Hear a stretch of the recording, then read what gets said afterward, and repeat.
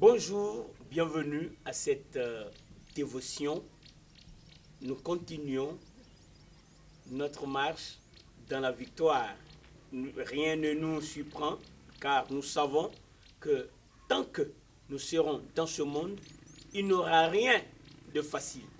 Mais notre confiance est placée en celui qui a marché lui-même sur la terre.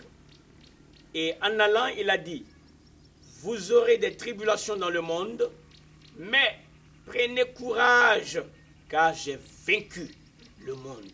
Il est vainqueur et il fait de nous plus que vainqueurs. C'est pourquoi nous pouvons démarrer chaque journée dans la conscience que le monde n'est pas facile, mais que celui qui est en nous est plus grand que celui qui est dans le monde. Dans la présence d'esprit que s'il y a un vainqueur, c'est nous, car nous ne sommes pas seuls. Jésus-Christ, notre Seigneur, a promis d'être avec nous tous les jours jusqu'à la fin du monde. C'est pourquoi, face aux circonstances et au milieu de la tribulation, c'est comme David, il dit, dans ma détresse, j'ai invoqué l'Éternel. Alléluia. Aujourd'hui, écoute ce que la parole de Dieu te dit dans Luc, le chapitre 12, le verset 32. N'aie pas peur, petit troupeau, car votre Père a trouvé bon de vous donner le royaume. Alléluia, quelle bonne parole, gloire au Seigneur, c'est pour toi, accepte ça, n'aie pas peur, c'est-à-dire bannis la peur, laisse la peur de côté, ne prends pas la peur, rejette la peur et saisis ce que Dieu a pour toi. Tu ne peux pas avoir le royaume avec la peur. Si tu dois régner, on ne règne pas avec la peur. On règne avec la sécurité. C'est pourquoi aujourd'hui, il te dit, n'aie pas peur. Le Seigneur te parle ce matin. Toi qui l'as reçu comme ton Seigneur et ton Sauveur, il te dit, n'aie pas peur. Tu peux le répéter, je n'ai pas peur au nom de Jésus-Christ. C'est très important de commencer ta journée avec cette déclaration de foi. Je n'ai pas peur. Tu sais pourquoi? La raison est simple. La peur, c'est l'instrument que Satan utilise pour te détruire.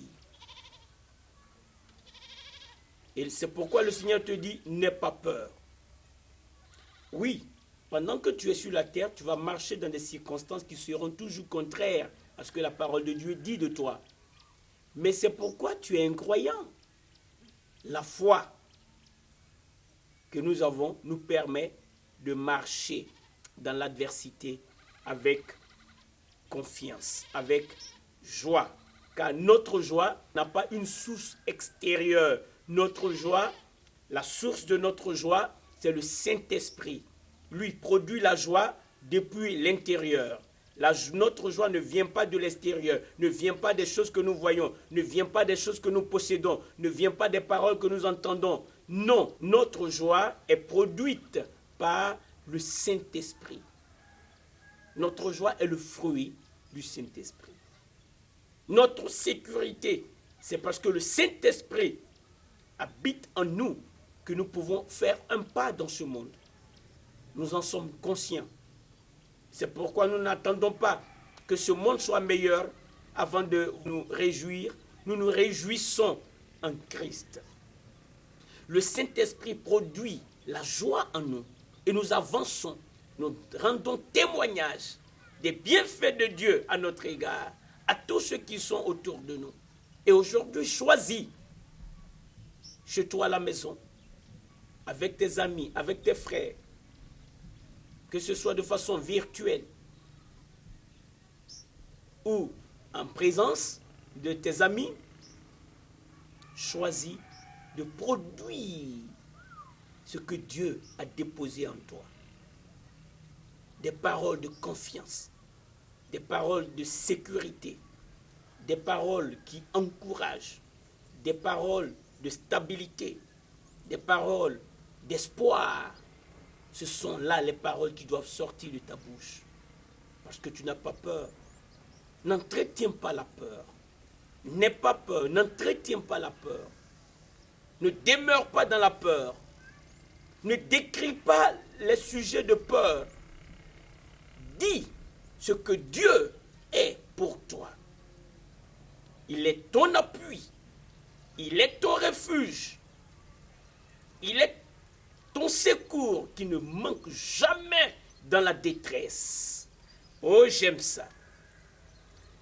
N'aie pas peur, petit troupeau, car votre Père a trouvé bon de vous donner le royaume. Il a trouvé bon de te donner le royaume. Tu l'as maintenant, en Christ. Souviens-toi, ce qui est écrit, et je vais te le lire dans le psaume 46. Dieu est pour nous un refuge et un appui. Quand Dieu t'a donné l'entrée libre dans son royaume, il devient ton appui. Il devient ton secours. Il devient ce secours qui ne manque jamais dans la détresse. C'est pourquoi n'aie pas peur. Il le déclare, un secours toujours présent dans la détresse. C'est pourquoi nous sommes sans crainte quand la terre est bouleversée, quand les montagnes sont ébranlées au cœur des mers et que les flots de la mer mugissent, écument, se soulèvent jusqu'à faire trembler les montagnes. Écoute ce qui suit. Les bras d'un fleuve réjouissent la ville de Dieu, le sanctuaire des demeures du Très-Haut. Dieu est au milieu d'elle, elle n'est pas ébranlée. Écoute ceci, Dieu la secourt dès le point du jour. Alléluia, alléluia, alléluia. Des nations s'agitent, des royaumes sont ébranlés. Il fait entendre sa voix et la terre tombe en défaillance. Écoute, l'Éternel, le Maître de l'univers, est avec nous. Le Dieu de Jacob est une forteresse pour nous. C'est pourquoi il te dit, n'aie pas peur. Si tu n'as pas encore reçu Jésus-Christ comme ton Seigneur, la parole de Dieu déclare, si tu veux recevoir Christ, tu peux confesser de ta bouche que Jésus-Christ est le Seigneur et croire dans ton cœur que Dieu l'a ressuscité des morts. Et alors, sur cette base, Dieu te donnera ce cachet que tu es sauvé. Veux-tu être sauvé? Deux choses. Confesse de ta bouche que Jésus est le Seigneur. Dis-le, Jésus-Christ est le Seigneur. Crois dans ton cœur qu'il est ressuscité des morts. C'est-à-dire, il est vivant. Il peut être avec toi. Il veut venir à toi. Il a promis après sa résurrection à ses disciples, à ceux qui ont été les premiers à l'entendre. Il leur a dit, je suis avec vous tous les jours jusqu'à la fin du monde. Amen. Tous les jours. Y compris aujourd'hui. Oui, y compris aujourd'hui.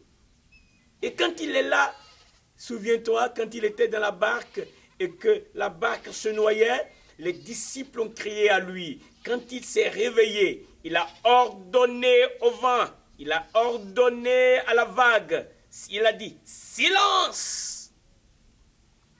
Et un grand calme est revenu. Il fait la même chose pour toi aujourd'hui, si tu veux le recevoir dans ta vie. Je veux prier avec toi. Il écoute ma prière. Il va transformer ta vie. Peu importe le passé. Quand Christ vient, il y a toujours un nouveau départ. Il y a toujours une nouvelle espérance, un nouvel espoir qui naît. Alors, aujourd'hui, accepte Jésus. Si tu le veux, permets-moi de prier avec toi. Tu peux dire ce que je veux dire avec moi. Seigneur Jésus, je te confesse que tu es le Seigneur de ma vie. Je proclame de ma bouche aujourd'hui, sur la base de ce que j'ai entendu, que c'est toi qui es le Seigneur de ma vie. C'est-à-dire, c'est toi qui es le maître de ma vie. Toi qui es le maître de l'univers, tu es aussi le maître de ma vie. Je crois de tout mon cœur que tu es vivant, puisque tu es mort pour mes péchés, tu as été enseveli, mais le tombeau est resté ouvert et vide. Tu n'y es plus. Merci d'être ressuscité pour me donner la justification. Merci de me sauver. Je suis sauvé maintenant. Merci Seigneur. Alléluia. Dieu te donne le pouvoir de devenir enfant de Dieu. Maintenant, tu peux confesser. La parole de Dieu déclare que Dieu fait une grande promesse dans Hébreux 13, le verset 5, le verset 6, qu'il ne va pas t'abandonner, il ne va pas te délaisser, il va être avec toi. Et tu peux donc dire chaque matin, aujourd'hui, Dieu est mon aide. Il veut être ton aide. Il veut être ton aide. Laisse-moi prier avec toi et avec tous ceux qui suivent ce programme. Père Saint, ce matin, je te remercie de ce que tu es notre appui, tu es notre forteresse, tu es notre secours qui ne manque jamais de la détresse. C'est toi qui nous fais reposer en paix. C'est toi qui envoies ton ange pour camper autour de nous. Tous ceux qui voient ce programme, qui suivent ce programme, je prie que ta main puissante les garde. Éternel, que tu pourvoies leurs besoins. Guéris parmi eux ceux qui sont malades. Que les paralytiques marchent. Que les aveugles voient. Que les sourds entendent. Et que ton nom soit encore glorifié. Au nom de Jésus-Christ. Amen.